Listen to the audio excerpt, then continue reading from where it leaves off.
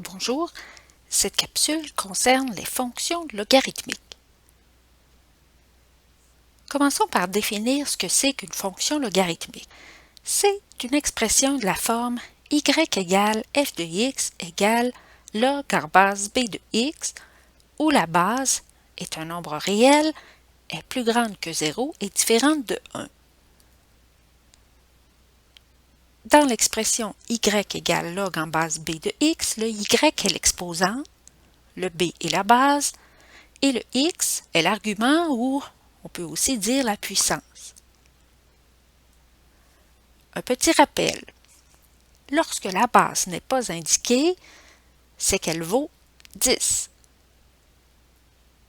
Il y a deux types de fonctions logarithmiques. Tout d'abord, lorsque la base est plus grande que 1, nous avons une fonction logarithmique croissante. Lorsque la base est entre 0 et 1, il s'agit de fonctions décroissantes. Nous allons étudier les caractéristiques des graphiques des fonctions logarithmiques.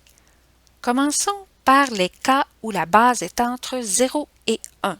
Vous avez à la gauche un graphique de la fonction g de x égale log en base 1/2 de x.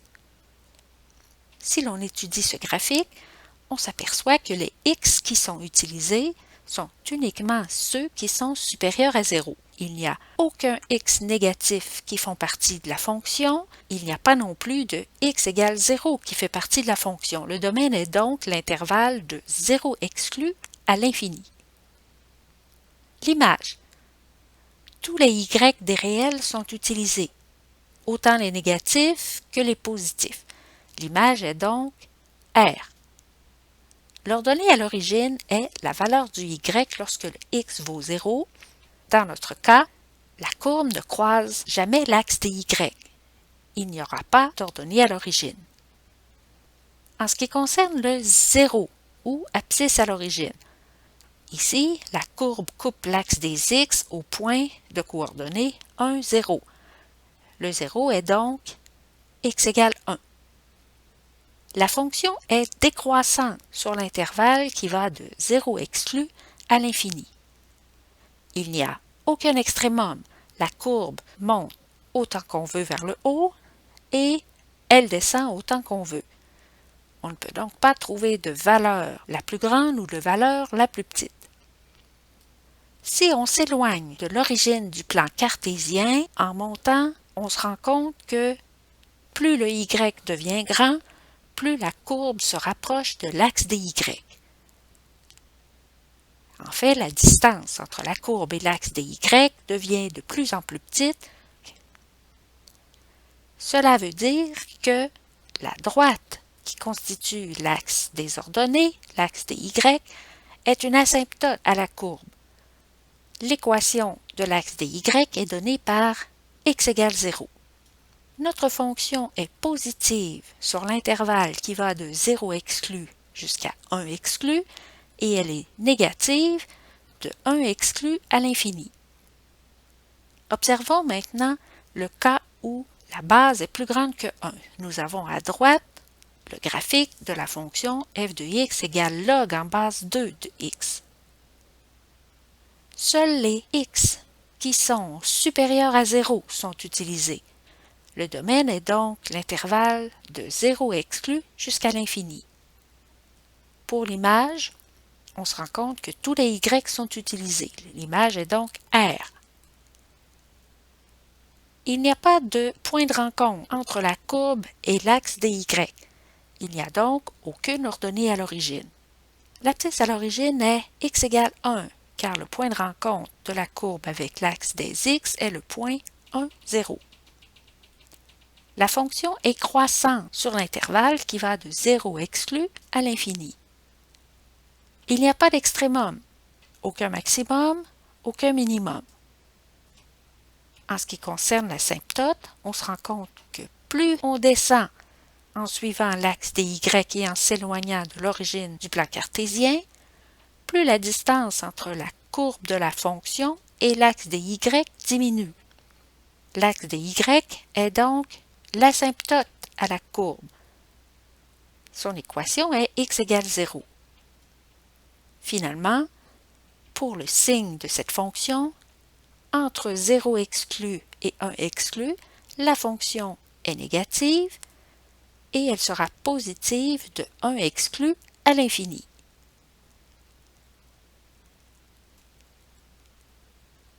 Lorsqu'on veut tracer le graphique d'une fonction logarithmique, il est possible, bien sûr, de donner des valeurs à x et de calculer les valeurs de y qui correspondent. Toutefois, c'est plus facile de transformer notre expression logarithmique, notre équation logarithmique, en une équation exponentielle. Et ensuite, on va donner des valeurs à y et on va calculer les x qui correspondent. Lorsqu'on a y est égal au log en base b de x, c'est équivalent à dire que x est égal à b exposant y. Si on regarde l'expression de droite, nous allons donner des valeurs à y et nous allons calculer le x qui correspond. Exercice. Sans calculatrice, nous allons compléter le tableau et tracer le graphique pour la fonction g de x est égal au log en base 1/3 de x. Tout d'abord, nous allons écrire l'équation équivalente à y égale log en base 1/3 de x. Il s'agit de l'équation exponentielle x égale 1/3 exposant y. Nous avons placé des valeurs de y dans le tableau de valeurs. Il ne reste qu'à calculer les x qui correspondent. Nous écrirons ensuite les points. Il faut faire attention ici à l'ordre dans lequel on inscrit nos coordonnées. Le y est bien sûr la deuxième coordonnée de chacun des points.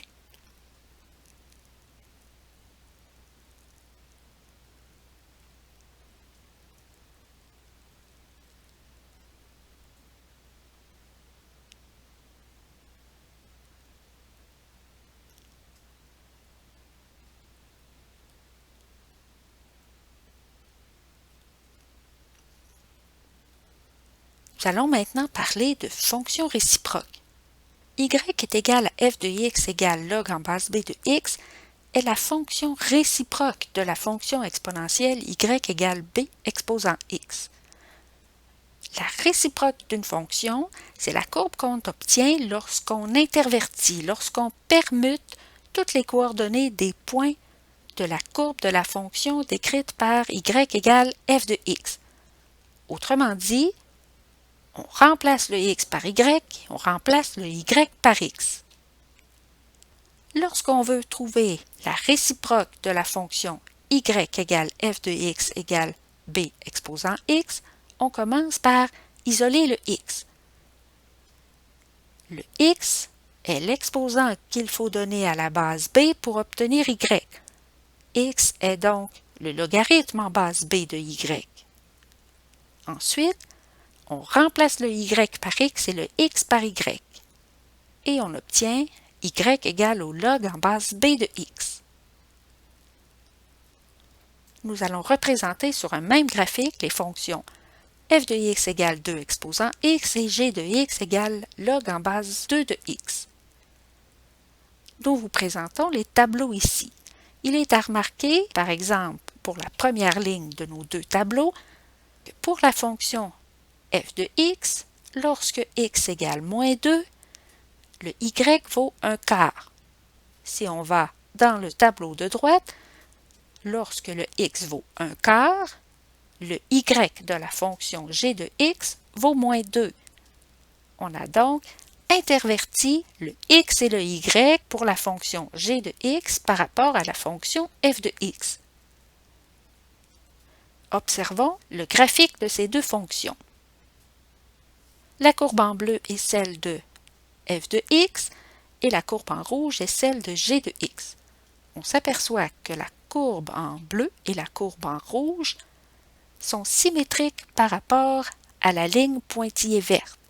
La ligne pointillée verte est une droite d'équation y est égal à x. Si on pliait la feuille le long de la droite pointillée verte, la courbe rouge et la courbe bleue arriveraient une par-dessus l'autre. il y a une symétrie miroir de nos deux courbes par rapport à la droite d'équation y est égal à x. Nous allons représenter dans le même graphique les fonctions f de x égale 1 demi exposant x et g de x égale log en base 1 demi de x. Voici les deux tables de valeurs et voici le graphique. Nous observons encore une fois une symétrie de nos deux courbes par rapport à la droite d'équation y est égal à x. Ce sont donc deux courbes qui sont réciproques l'une de l'autre. Chacun des points de la courbe en rouge est constitué en permutant les coordonnées des points de la courbe en bleu. La fonction logarithmique de base e, c'est-à-dire f de x égale ln de x, c'est la fonction réciproque de la fonction g de x est égale à e exposant x. Si l'on observe le graphique, on s'aperçoit que la courbe de g de x égale e à la x et la courbe f de x égale ln de x sont symétriques l'une de l'autre par rapport à la droite pointillée en vert, par rapport à la droite d'équation y est égal à x. Observons l'effet du paramètre multiplicatif a. On a certaines fonctions logarithmiques qui possèdent un paramètre a.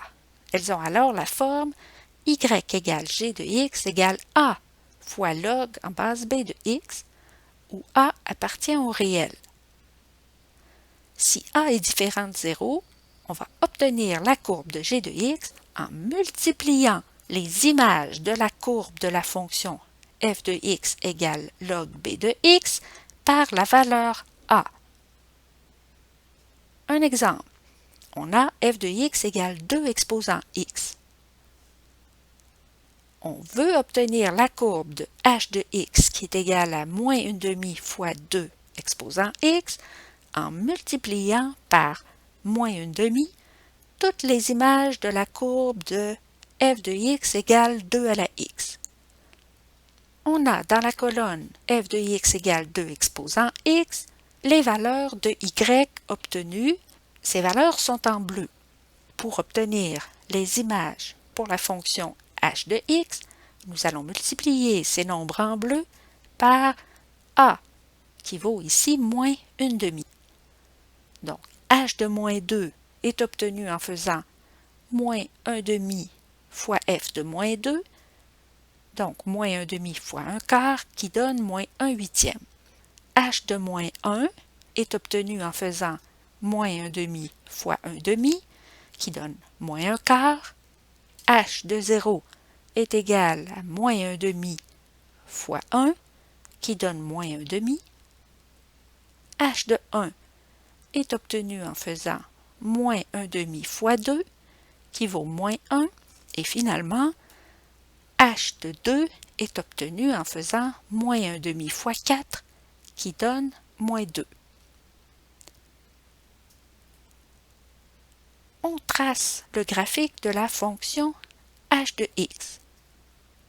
On peut bien entendu se servir des y dans la colonne h de x, ou bien si on a déjà le graphique de f de x, nous allons prendre chacun des y de la courbe de f de x, la courbe en bleu, et nous allons multiplier chacun de ces y-là par moins 1/2.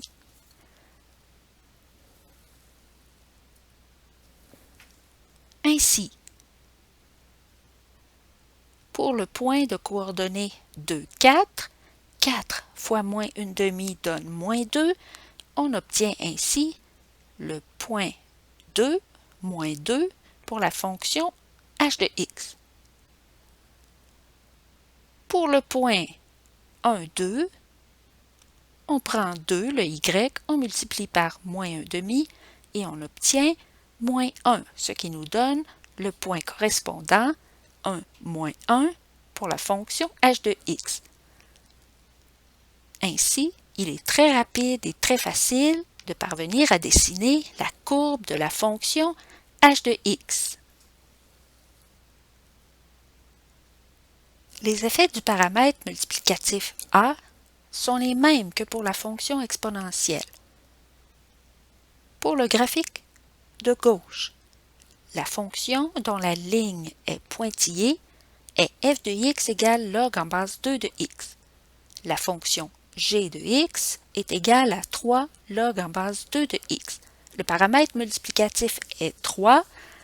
Chaque y de la fonction f de x sera multiplié par 3. Nous aurons donc, par exemple, pour le point 4, 2 de f de x, le point 4, 6 pour la fonction g de x. Pour le point 1 demi moins 1 de la fonction f de x, nous aurons pour la fonction g de x le point 1 demi moins 3. On constate qu'il y a un étirement vertical. Pour l'image en B, la fonction f de x égale log en base 2 de x est toujours en pointillé et la fonction g de x est ici 1/3 fois log en base 2 de x. Le point de coordonnées 4, 2 pour la fonction f de x deviendra le point 4, 2/3 pour la fonction g de x.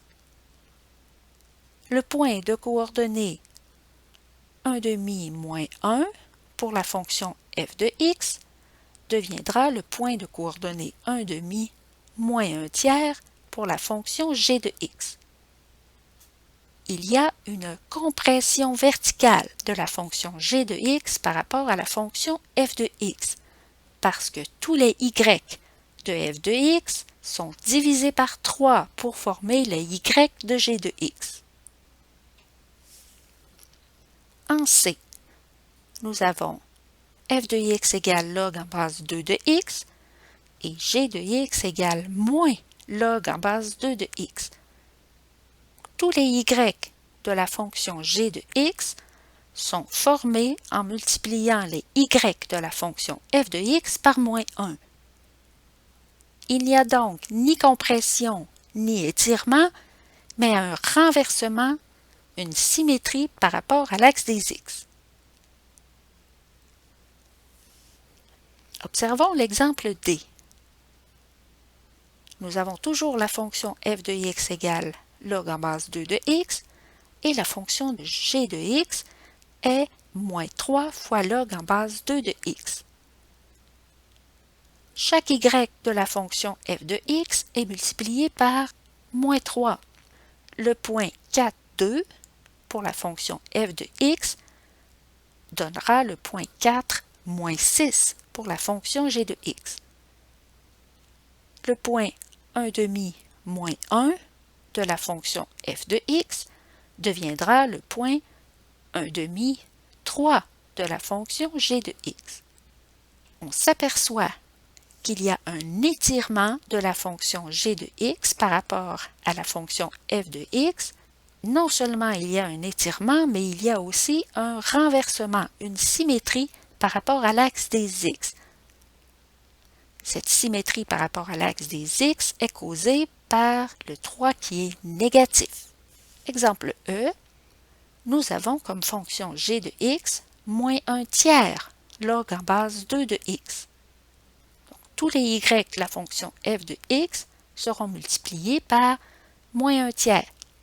Nous aurons donc un renversement, une symétrie par rapport à l'axe des x, puisque notre paramètre multiplicatif est négatif, et nous aurons une compression verticale, parce que si on regarde 1/3, ici on ne tient pas compte du signe, 1/3 est plus petit que 1. Donc par exemple, le point 8, 3 de f de x deviendra 8 moins 1. On a fait 3 fois moins 1/3 pour obtenir moins 1. Le point 4, 2 de f de x deviendra le point 4 moins 2/3 pour la fonction g de x. Dans chacun des cas qu'on vient de voir, nous n'avons pas besoin de calculer à partir du début les valeurs de g de x. Il suffit de prendre les y des fonctions f de x et de les multiplier par le paramètre a adéquat de la fonction g de x. C'est donc assez simple de faire le graphique des fonctions g de x si on a le graphique des fonctions f de x. Nous allons résumer ici les effets du paramètre multiplicatif a.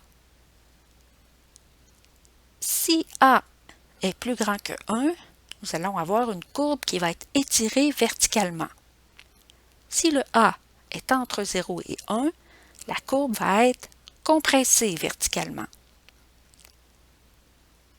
Si le a est plus petit que moins 1, il va y avoir un étirement vertical ainsi qu'une symétrie verticale par rapport à l'asymptote.